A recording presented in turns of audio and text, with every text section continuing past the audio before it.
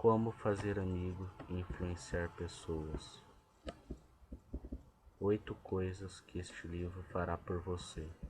Tirar da rotina mental, dando-lhe novos pensamentos, novas visões, novas ambições, facilitar, fazer amigos rápido e facilmente. Aumentará sua popularidade, ajudar a conquistar pessoas para o seu modo de pensar. Aumentará sua influência, seu prestígio, sua habilidade em conseguir as coisas, ajudar a resolver queixas, evitar discussões e manter seus contatos humanos agradáveis e suaves, tornar um melhor orador, um conversador mais interessante, ajudar a despertar o entusiasmo entre os seus companheiros. Esse livro fez tudo isso por mais de 10 milhões de leitores e 36 idiomas. Rumo certo à distinção. Esta informação biográfica sobre Dale Carnegie foi originalmente redigida como introdução à primeira edição de Como Fazer Amigo e Influenciar Pessoas, e é reproduzida aqui para dar aos leitores um conhecimento adicional da experiência de Dale Carnegie, numa fria noite de janeiro de 1935. A despeito do clima, 2.500 pessoas estavam reunidas no grande salão de baile do Hotel Pennsylvania, em Nova York, às 7h30. Já não havia mais uma cadeira vazia. Às 8 horas ainda entrava gente. O espaçoso balcão desde cedo estava literalmente cheio, mesmo para ficar em pé. Os lugares eram disputados como prêmios. Centenas de pessoas, depois de um dia cheio de atividade nos negócios, ficaram em pé durante 1h30. Nesta noite, é para que isso? Para assistir aqui. Um desfile de modas? Uma dessas corridas de bicicletas que duram 6 dias? Ou uma apresentação pessoal de Clark Clayton? Nada disso. Toda essa gente havia sido atraída por um simples anúncio de jornal. Nas 2 noites anteriores, quando compraram o New York Sun, depararam com um anúncio de página inteira. Aprenda a falar eficazmente. Prepare-se para dirigir. Nada de novo.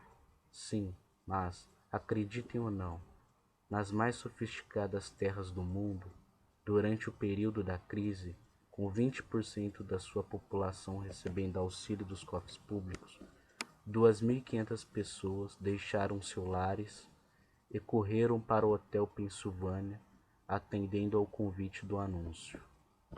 As pessoas que atenderam ao convite eram da mais alta camada econômica. Dirigentes, empregados, profissionais, mulheres e homens compareceram para ouvir a abertura de um curso ultramoderno e ultraprático sobre como falar em público e influenciar pessoas no mundo dos negócios. Curso dado por Dale Carnegie Institute of Education, Speaking and Human Relations. Instituto Dale Carnegie de Fala Eficaz em Relações Humanas. Porque se achavam lá estes 2.500 homens e mulheres? Porque se tornavam Master mais educação devida à crise? Aparentemente, não, pois tais cursos já eram dados em casas cheias na cidade de Nova York nos últimos 24 anos. Durante esse tempo, mais de 15.000 profissionais e homens de negócio foram treinados por Dale Carnegie. Mesmo as grandes, ascéticas e conservadoras organizações como a Washington Electric and Manufacturing Company,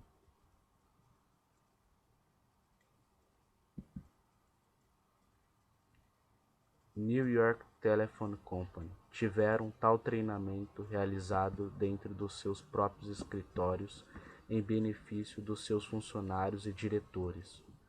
O que não resta dúvida é que o fato de virem estes homens que deixaram as escolas primárias, secundárias e alguns até as superiores, 10 ou 20 anos atrás. A procura de tal treinamento é uma prova evidente das chocantes deficiências do nosso sistema educacional. O que desejam os adultos estudar realmente? Eis uma pergunta de tão grande importância que, para responder a ela, a Universidade de Chicago, a Associação Americana para a Educação dos Adultos e as escolas da ACM realizaram um estudo que durou 2 anos. Este estudo revelou que o primeiro interesse de um adulto é a saúde. Também demonstrou que o segundo interesse reside no desenvolvimento de uma habilidade nas relações humanas. Os adultos querem aprender a técnica para prosperar e para influenciar pessoas. Não desejam ser tribunos populares e não querem, sobretudo, ouvir elevadas palestras sobre psicologia. Querem apenas sugestões que possam empregar imediatamente nos contatos comerciais, sociais e no lar. Eis o que adultos desejam aprender, não era? Está bem. Disseram os carregados do estudo. Se é isso que eles desejam, nós daremos. Baseado num livro didático que pudesse auxiliar os adultos nas soluções dos problemas diários, no seu convívio humano, viram que tal livro jamais foram escritos. Eis um fato curiosíssimo. O grego, no latim e as altas matemáticas têm sido motivo, por centenas de anos, de livros e mais livros, assunto a que a média dos indivíduos não dá sequer 2 minutos de atenção, mas um assunto sobre o qual a sede de aprendizagem, uma verdadeira paixão por orientação e ajuda. Este fato explica facilmente e razão por que 2.500 adultos se comprimiam no grande salão de bailes do Hotel Pensilvânia, atendendo apenas a um simples anúncio de jornal. Aí aparentemente oferecia-se o que a mais eles buscavam, crentes de que o conhecimento por si só seria o abre-sésamo para as compensações financeiras profissionais. Fatigaram-se no passado sobre os livros das diversas escolas que frequentaram. Dentro de poucos anos, porém, o contato rude e atordoante dos negócios deu-lhes a experiência necessária que desfez tal ilusão. Viram no contato cotidiano alguns dos maiores êxitos no campo comercial serem conseguidos por homens que possuíam, além dos conhecimentos, a habilidade para falar bem, para convencer os outros do seu modo de pensar e para vender, eles próprios, as suas ideias. Descobriram que, para quem aspira a usar o cap de comandante e dirigir a nau dos negócios, personalidade e habilidade no falar são mais importantes que o conhecimento dos verbos latino ou um diploma de Harvard. O anúncio do Nova York Sun prometia que a reunião no Hotel Pensilvânia seria muito interessante e foi. 18 antigos alunos foram alinhados diante do alto-falante e a 15 deles foram dados precisamente 75 segundos a cada um, para que narrassem suas histórias. Passados 75 segundos de conversação, o gongo soava e o presidente dizia: "Tempo, venha o orador seguinte." A reunião teve uma movimentação rápida. Assemelha-se à passagem de uma manada de touros por uma planície. Os espectadores permaneceram durante 1 hora e meia atentos aos relatos feitos. Os oradores apresentados constituíam bem uma seção completa da vida comercial americana. Um diretor de lojas reunidas, um padeiro, o presidente de uma associação comercial, 2 banqueiros, um gerente de seguro, um contador, um dentista, um arquiteto, um farmacêutico que vieram de Indianápolis a Nova York, somente para conseguir o curso, um advogado vindo de Havana com fito exclusivo de se preparar para fazer um discurso importante em 3 minutos. O primeiro orador usava o nome irlandês de Patrick. Nasceu na Irlanda, esteve na escola apenas durante 4 anos. Emigrou para a América do Norte, onde trabalhou como mecânico e depois como motorista. Aos 40 anos, sua família foi crescendo e, na mesma proporção às suas necessidades monetárias, experimentou-se vendedor de caminhões, sofrendo de terrível complexo de inferioridade, que o consumia em sua própria apreciação, antes de conseguir a coragem necessária para empurrar a porta do escritório onde ia pedir emprego como vendedor. Teve que andar para cima e para baixo, no passeio fronteiro, uma meia dúzia de vezes. Estava desanimado como vendedor, que já pensava em retornar ao trabalho manual em uma oficina mecânica, quando recebeu uma carta convidando-o para uma reunião do Instituto Dale Carnegie. Relutou em comparecer. Temia que fosse encontrar-se com um grupo de homens que tivessem frequentado escolas superiores. Sentiam-se fora do seu meio. Uma frase de sua aflita esposa o fez mudar de ideia. Isso pode trazer-lhe alguma melhora. Deus sabe que você necessita. Finalmente, dirigiu-se para o local da reunião, e só depois de 5 minutos de hesitação conseguiu a coragem necessária para levá-lo até dentro da sala. As primeiras poucas vezes que tentou falar, ficou completamente artúdido pelo receio. Com as semanas que se passaram, perdeu todo o receio e logo sentiu até prazer quando se apresentava uma oportunidade para falar. Mormente se isso acontecia, perante uma assistência grande. Foi-se também o seu medo das pessoas e de seus superiores. Apresentou-lhes suas ideias e em breve estava se destacando dentro do departamento de vendas. Tornou-se um membro da companhia valioso e querido. Esta noite, no Hotel Pennsylvania, Patrick, de pé na frente de 2.500 pessoas, falou com brilhantismo, conseguindo interessar todo o auditório, misturando sempre um pouco de humorismo, que provocou ondas de risos na assistência. Enquanto narrava a história de suas dificuldades, poucos oradores profissionais poderiam aguilá-lo. O orador que se seguiu era um banqueiro de cabeça grisalha e pai de 11 filhos. A primeira vez que tentou falar na classe ficou inibido, totalmente mudo.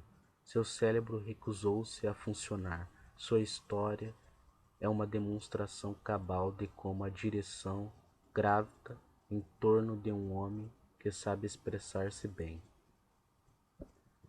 Trabalha em Wall Street e durante 25 anos morou em Clifton, Nova Jersey. Durante esse tempo, nunca tomou parte ativa nos negócios da sua comunidade e conhecia cerca de 500 pessoas. Pouco depois de matricular-se no curso de Carnegie, recebeu aviso para o pagamento do imposto. Ficou furioso, pois o julgara absurdo. de ordinário e costumava, ao chegar em casa, sentar-se e fumar, ou então fazer os seus galos brigarem com os dos vizinhos. Mas, em vez disso, nessa noite, pôs o chapéu, rumou para uma reunião na cidade e resolveu expandir em público as suas queixas. Depois de ouvirem o seu desabafo de indignação, os cidadãos de Clifton, Nova Jersey, resolveram fazê-lo candidato ao conselho da cidade. E assim ele passou semanas de reunião em reunião, denunciando os gastos e as extravagâncias de sua comunidade. Havia 96 candidatos em campo. Quando os votos foram contados, o nome de Godfrey Meyer estava em primeiro lugar. Numa noite, tornara-se uma figura popular entre 42.000 habitantes da municipalidade. Como resultado de seus discursos, fizera 80 vezes mais amigos em 6 semanas do que havia conseguido nos 25 anos anteriores, e o seu salário como conselheiro significava que conseguirá um retorno de 1000% ao ano sobre os seus investimentos no curso de carne. O chefe de uma grande associação nacional de fabricantes de alimento foi o terceiro orador. Descreveu as suas dificuldades cada vez que era obrigado a levantar-se diante do conselho de diretores da organização e expor suas ideias durante uma reunião. Como resultado de haver aprendido a pensar por si mesmo, aconteceram duas coisas surpreendentes. Foi logo escolhido presidente da associação, e neste master obrigado a discursar em reuniões que se realizaram por toda a parte dos Estados Unidos. Trechos de seus discursos foram irradiados pela Associação Press e publicados nos jornais e revistas comerciais do país. Em 2 anos, depois de aprender a expressar-se, conseguiu mais publicidade gratuita para sua campanha e seus produtos do que quando gastava mais de $250 milhões em anúncios. O orador confessou que, por vezes antigamente, tinha receio de telefonar para alguns dos mais importantes comerciantes em Manhattan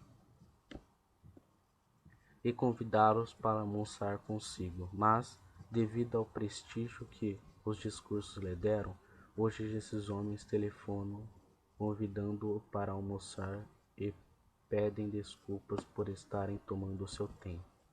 A facilidade de expressar é meio caminho andado para a distinção. Põe o indivíduo em foco, eleva seus ombros e sua cabeça acima da multidão. E o homem que sabe falar bem consegue, em geral, ainda mais crédito do que realmente possui. Um movimento pró-educação dos adultos invadia toda a nação, e a força mais espetacular naquele movimento foi de Dale Carnegie, o homem que no mundo ouviu e criticou discursos de adultos mais que outro qualquer, segundo Ripley. Numa de suas caricaturas sobre coisas incríveis, Carnegie criticou 150.000 discursos.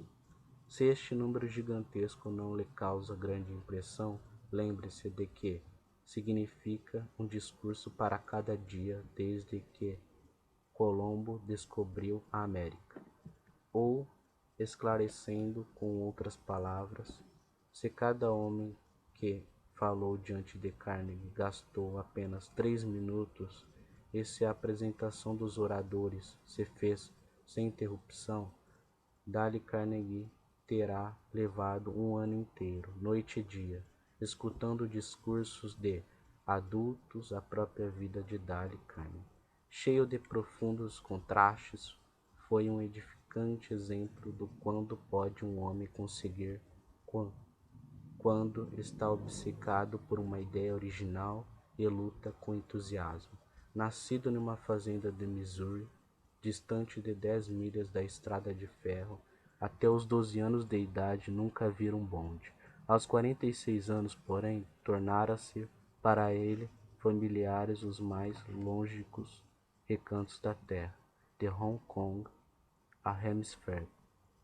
E certa vez esteve mais próximo do Polo Norte do que poços do Emirante Brite, na pequena América do Polo Sul. Este rapaz de Missouri que apanhava morangos e catava mariscos por 5 centavos a hora, percebe agora $1 em cada minuto que dá de treinamento aos diretores das grandes corporações, na arte de expressar-se. Esse rapaz que foi cowboy, em quem certa feita tangeu o gado, amansou bezerros e saltou cercas na ocidental Dakota do Sul. Mais tarde foi a Londres e teve sob suas ordens todas as apresentações de Sua Alteza Real, o Príncipe de Gales. Este jovem, que foi um completo fracasso na primeira meia dúzia de vezes que tentou falar em público, tornou-se mais tarde meu gerente pessoal. Grande parte de meus sucessos devo aos ensinamentos de Dale Carnegie.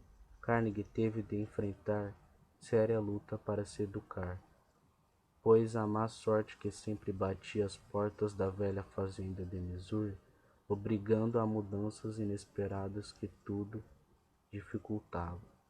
Todos os anos o rio 102 crescia, destruindo o milho e levando o feno. Inverno após inverno, os porcos já gordos adoeciam e morriam vítimas da cólera.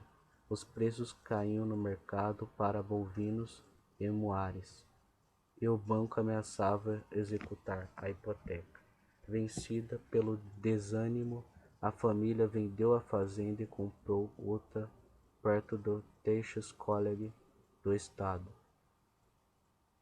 em Missouri. Casa e comida podiam ser conseguidas na cidade por $1 diário, mas o jovem Carnegie nem disto podia dispor. Assim continuou na fazenda e diariamente vencia a cavalo a 3 milhas de distância para vir ao colégio. Em casa ordenhava as vacas, rachava a lenha, dava alimento aos porcos, estudava verbos latinos à luz de um canteiro de querosene, até que os olhos ficassem congestos, e começava a cochilar. Quando ia deitar-se, à meia-noite, colocava o despertador para as 3 da madrugada. Seu pai criava porcos de raça e era perigoso. Durante as noites mais frias do inverno, deixar que os porquinhos mais novos se resfriassem, pois morreriam todos. Por isso, eram postos numa cesta, cobertos com um saco grosso e colocados perto do fogão. Fiéis à sua natureza, os porquinhos exigiam uma refeição às 3 horas da manhã. Assim, quando o despertador tocava, Dale Carnegie enfiava os chinelos e rápido tomava as cestas e levava para a mãe dos porquinhos, que já esperava. Depois novamente trazia-os para se aquecerem junto ao fogo. Havia no Teachers College 700 estudantes e Dale Carnegie fazia parte da meia dúzia que não podia morar na cidade. Sentiu-se diminuído pela sua pobreza, que o obrigava a voltar todos os dias para a fazenda. A fim de ordenhar as vacas, envergonhava-se do seu casaco, que era apertadíssimo, e das suas calças muito curtas. Um complexo de inferioridade ia rapidamente tomando conta de si, quando resolveu buscar um meio qualquer que conduzisse à distinção. Descobriu com facilidade a existência no colégio dos grupos que se destacavam, desfrutados de prestígio e influência, os jogadores de futebol e beisebol, e os que venciam os concursos de debates e de oratória. Reconhecendo que não tinha queda para esportes, decidiu esforçar-se para vencer nos discursos de oratória. Levou meses preparando seus discursos. Praticou quando sentado na cela. Galopava na ida e na volta para o colégio. Praticou o modo de se expressar até mesmo quando tirava leite. Quando removia um fardo de feno no celeiro, falava com ênfase e largueza de gesto para os pombos assustados, acerca dos temas do dia. Mas apesar de toda sua dedicação e preparo, Carnegie experimentou derrotas sobre derrotas. Tinha nessa época 18 anos e era sensível e orgulhoso. Tornou-se tão desanimado, tão deprimido que chegou a pensar mesmo no suicídio. Então, repentinamente, começou a vencer. Não um concurso, mas todos os concursos que se realizaram no colégio.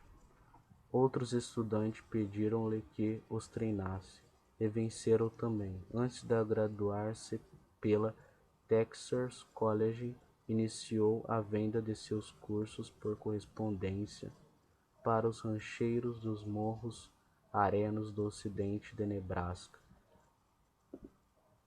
Apesar de todo o seu entusiasmo e energia sem limite, não pôde graduar-se. O desânimo o invadiu de tal modo que foi para um quarto de hotel em Aliança, Nebraska. Ao meio-dia, atirou-se na cama e chorou desesperadamente. Desejou ardentemente voltar para o colégio. Desejou ardentemente retirar-se da luta da vida, mas não pôde. Resolveu então seguir para Omaha do Sul e procurou outro emprego. Não tendo dinheiro suficiente para comprar uma passagem, viajou num trem de carga servindo alimento e água em 2 carros de cavalos bravos, em troca da aliança para viajar. Saltando em Omaha do Sul, conseguiu um emprego de vendedor de bacon, toicinho e sabão para Hermon & Company.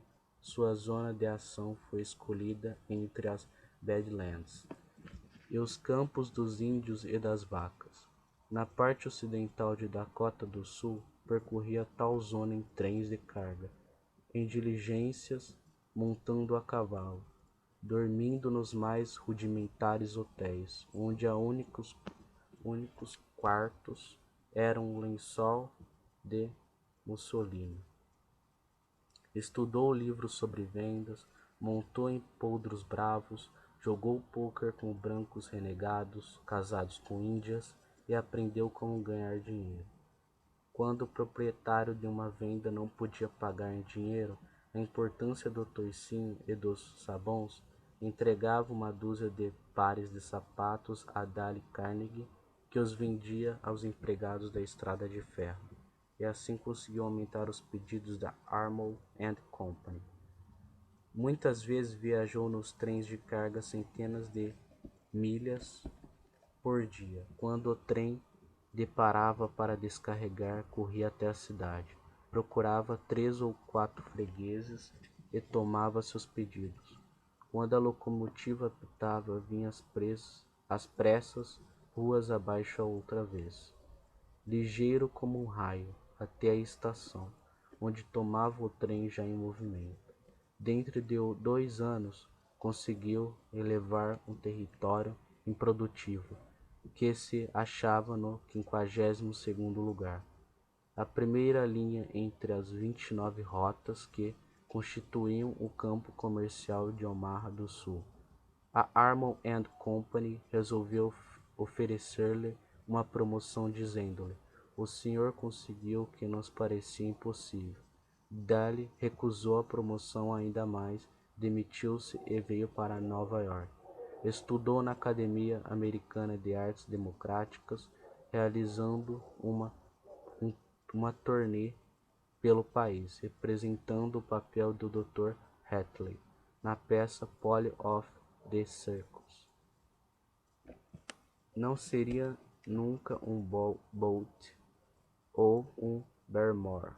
Teve um bom senso suficiente para reconhecer isso. Assim voltou novamente ao trabalho de vendas, conseguiram um lugar na distribuição de automóveis na Packard Motor Car Company. Não conhecia coisa alguma sobre as máquinas, pois nunca havia lidado com elas. Sentindo-se terrivelmente desambientado, teve que se disciplinar para sua missão de todos os dias. Aspirava ter tempo para estudar, para escrever livro como que sonhava no colégio. Resolveu demitir-se, passaria os dias escrevendo novelas e contos e sustentando-se, ensinando numa escola noturna. Ensinar o quê? Quando olhou para trás e avaliou o trabalho colegial, viu que seu treino, não expressar-se em público, lhe dera muito mais confiança, coragem, equilíbrio e habilidade para lidar com as pessoas no comércio do que todos os cursos juntos recebidos da sua vida escolar. Assim dirigiu-se às escolas da ACM em Nova York, pedindo uma oportunidade para dirigir cursos na arte de expressar-se, destinado a homens de negócios, que transformar negociantes em oradores. Absurdo. Eles sabiam, haviam tentado tais cursos e os mesmos constituíam verdadeiros fracassos. Não quiseram pagar-lhe o salário de $2 por noite. Concordou em ministrar os cursos na base de comissões, tirando uma porcentagem dos lucros se houvessem lucros, é claro. E dentro de 3 anos estavam pagando a Dale Carnegie na base de $30 por noite, em vez de $2, como pretendera. O curso aumentou. Outras escolas da mesma organização, em cidades diferentes, tiveram notícia do acontecimento. Dale Carnegie logo se tornou o itinerante glorificado de um circuito, atendendo Nova York, Filadélfia, Baltimore e, mais tarde, Londres e Paris. Todos os livros didáticos eram muito acadêmicos e muito pouco práticos para os comerciantes que enchiam os seus cursos. Isso não o intimou. Sentou-se e escreveu o livro intitulado Public Speaking and Influence Men and Business. Hoje o livro oficial em todas as escolas da ACM, bem como nas associações de banqueiros americanos da National Credit Men's Association. Dale Carnegie resolverava que qualquer homem pode falar quando está irritado. Afirmava que se desferirem um golpe no queixo do homem mais ignorante da cidade e jogaram-no no chão, ele se levantará e falará com eloquência, um ardor e um ênfase que só seria igualado por William James Bryan nos seus dias áureos. Asseverava que quase todos os homens podem falar em público aceitavelmente se confia em si mesmo e tem uma ideia fervilhando-lhe o cérebro.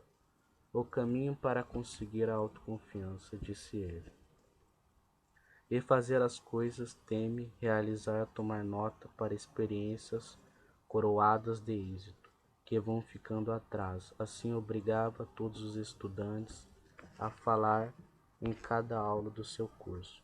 A assistência é simpática, todos são do mesmo barco e pela prática constante desenvolvem a coragem, a confiança e entusiasmo que os levam a não sentir mudança nenhuma quando têm de falar nas reuniões sociais.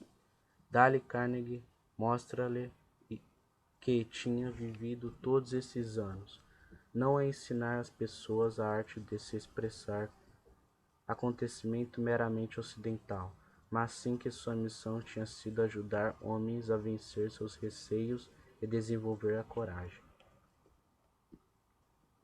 A princípio, apenas dirigia curso para expressar em público, mas os estudantes que vieram eram comerciantes. Muitos deles não viam o interior de uma escola havia mais de 30 anos. Outros pagavam todas as suas mensalidades no momento da inscrição.